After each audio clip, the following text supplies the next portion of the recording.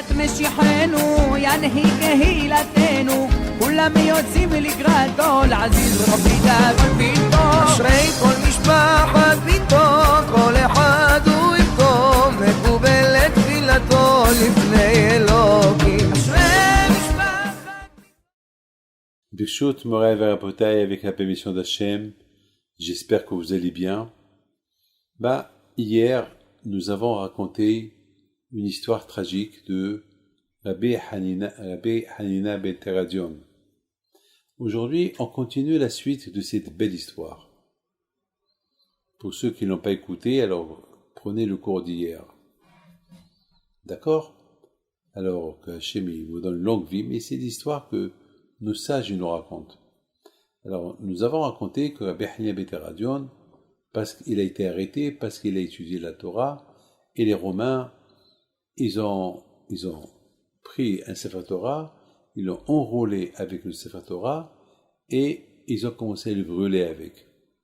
Au lieu que Rabbi Hanina ben Teradion, il pleure, il crie de souffrance, parce que, quand même, le bourreau, il a allumé le Sefer Torah pour qu'il brûle Rabbi Hanina ben Teradion à petit feu.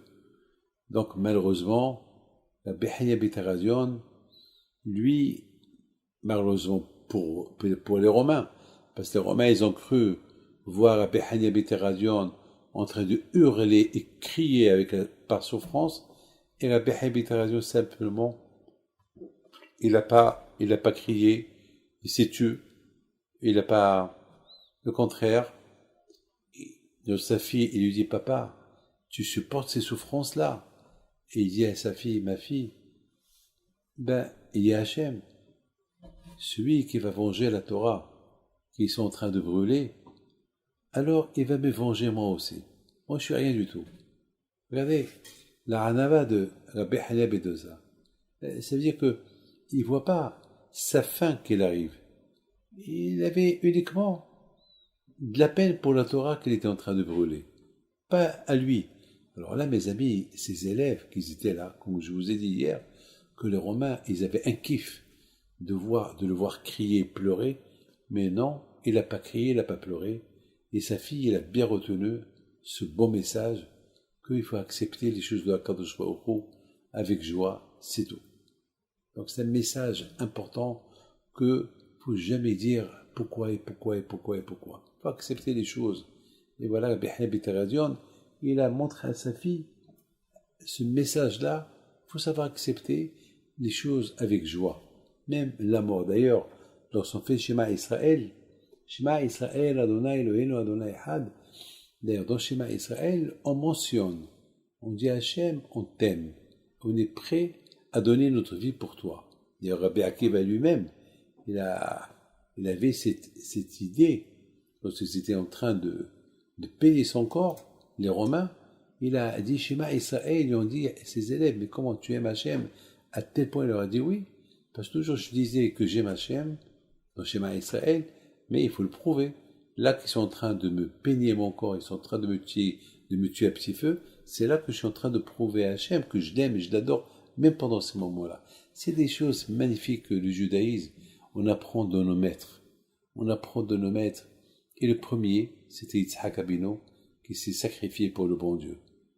Et la Shoah, etc., etc. Il faut savoir, mes amis, une chose. Le mot sacrifice, ça ne veut pas dire uniquement lorsqu'on se sacrifie, comme le cas de Yitzhak Avinu, comme le cas de tous ces tzadikim, et comme le cas de la Shoah, tous ces 6 millions de juifs sacrifiés pour le bon Dieu. Il y a une autre image du sacrifice.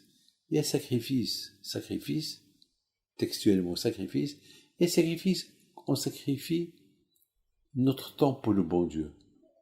Je ne brûle pas mon temps pour des bêtises. Je sacrifie mon temps pour le bon Dieu. Je donne un temps pour faire Birkat Hamazon, pour me laver les mains. Je prends un temps pour étudier la Torah, pour se lever le matin pour aller à la synagogue, et surtout, un temps à ne pas tomber de désespoir. Je sais qu'au Maroc, il y a une famille qui ont perdu leur père, leur mari, et le même mois, ils ont perdu et les parents, et le père, et la mère. C'est une tragédie que le fils, il va mourir, son père, il va mourir, et sa mère, elle va mourir le même mois. C'est une tragédie. C'était M. Harry Perez à la Vachalom. C'est une tragédie.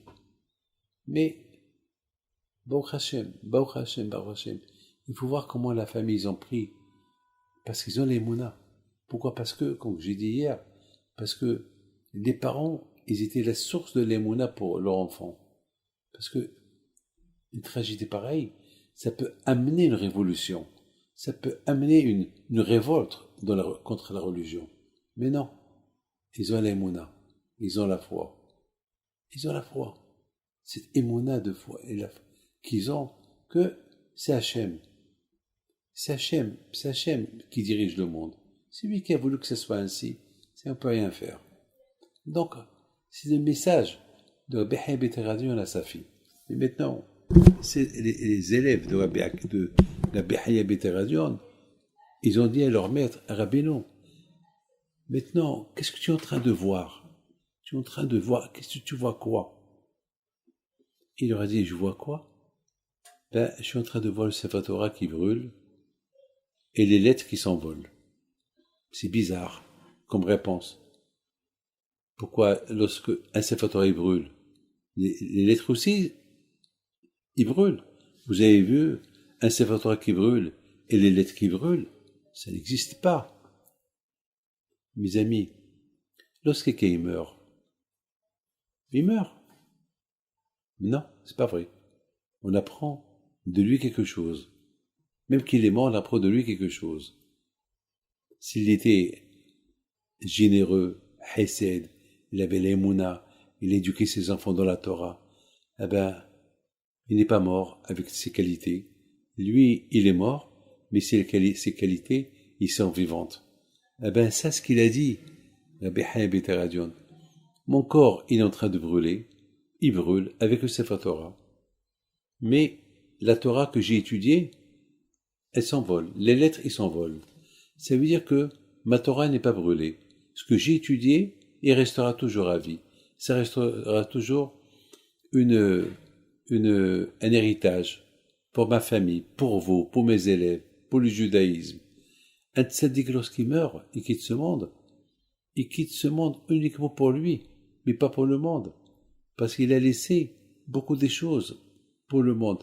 Par exemple, Rabbi Himpido Alav Shalom, il est décédé, il n'est plus là, mais il a laissé son zérout, il a laissé son mérite. Harry Perez Alav Shalom, le même mois il est décédé aussi Rabbi Shalom Edelman au Maroc, Alav Shalom, le shaliach de Rabbiste. Ils sont morts, très bien, mais ils sont morts uniquement pour eux, mais pas pour leur famille.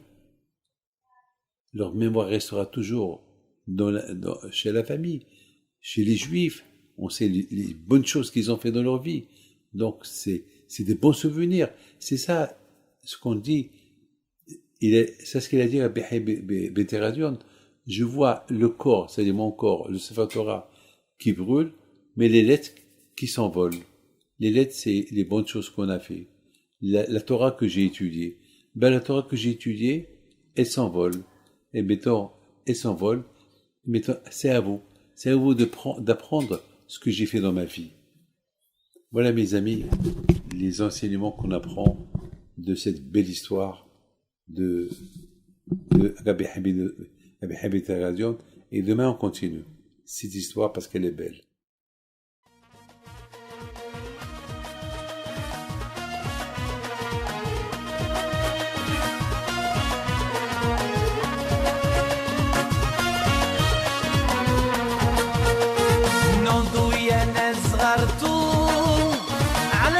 حي بنتو وقف لنا زي خو